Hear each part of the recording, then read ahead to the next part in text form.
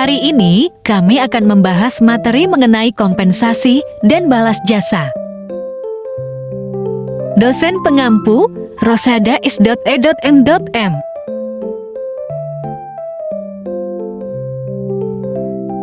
Anggota kelompok 1. Peggy Julianti 2. Ayu Wulandari 3. Nyayu Nabila 4. Syulehatul Amalia 5. Seniyati 6. Riesti Permatasari. Kompensasi. Menurut Water dan Davis yang SP Hasibuan tahun 2007-19, kompensasi adalah apa yang seseorang pekerja terima sebagai balasan dari pekerjaan yang diberikannya, baik upah per jam ataupun gaji periodik didesain dan dikelola oleh bagian personalia. Pendapat lain dikemukakan oleh Sikula yang dikutip. Herman Sufyan di tahun 2008, 161/162, menyatakan, kompensasi adalah segala sesuatu yang dianggap sebagai suatu balas jasa atau ekuivalen. Tujuan kompensasi. Hani Shimamura tahun 2009, 459, berpendapat bahwa tujuan dasar pemberian kompensasi adalah untuk memikat, menahan, dan memotivasi karyawan. Tujuan kompensasi menurut Malayu SUP Hasibuan tahun 2007, 121 adalah sebagai ikatan kerjasama, kepuasan kerja, pengadaan efektif, motivasi, stabilitas karyawan, disiplin, pengaruh serikat buruh, pengaruh pemerintah. Faktor yang mempengaruhi kompensasi.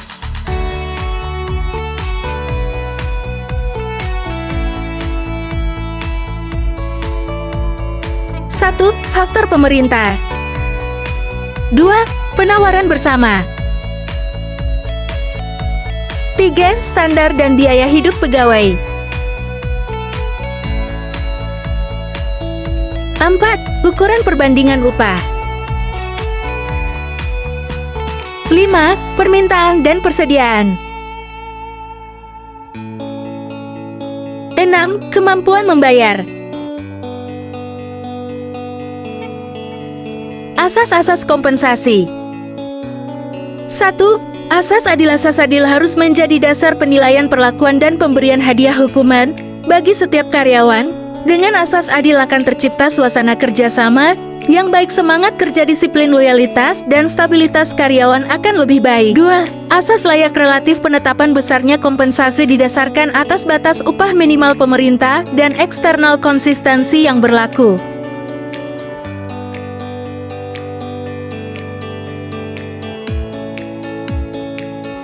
Bentuk-bentuk kompensasi. Kompensasi langsung. Gaji dibayar periodik dan tetap.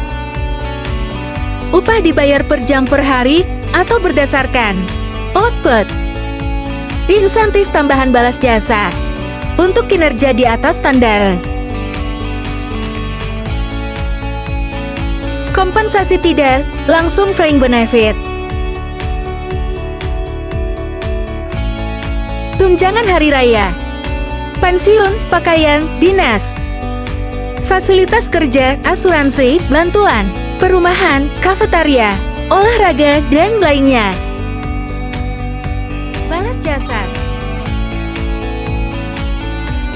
Balas jasa adalah imbalan atau kompensasi yang diberikan instansi kepada tenaga kerja karena mereka memberikan tenaga dan pikiran untuk mencapai tujuan organisasi.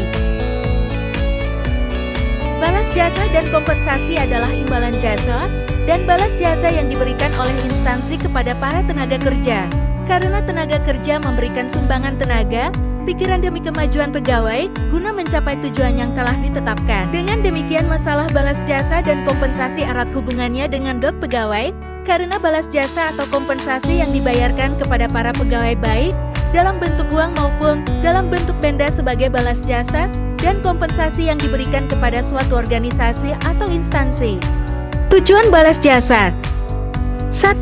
Mempertahankan karyawan terbaik agar tidak pindah ke perusahaan lain. 2. Meningkatkan kepuasan dan loyalitas karyawan terhadap organisasi. 3. Menciptakan keadilan dalam pemberian imbalan sesuai kinerja dan tanggung jawab. 4. mendorong peningkatan kinerja melalui penghargaan yang layak. Bentuk-bentuk balas jasa. 1. Upah atau gaji. Gaji adalah balas jasa dalam bentuk uang yang diberikan secara teratur kepada pegawai sebagai imbalan atas pekerjaan. 2. Kompensasi tidak langsung fringe benefit. Kompensasi tidak langsung adalah balas jasa yang diberikan organisasi bukan dalam bentuk uang langsung, tetapi dalam bentuk tunjangan dan fasilitas yang mendukung kesejahteraan pegawai. Contohnya, tunjangan perumahan, fasilitas kendaraan, tunjangan kesehatan, pakaian dinas atau seragam, dan benefit lainnya. Terima kasih sudah menonton.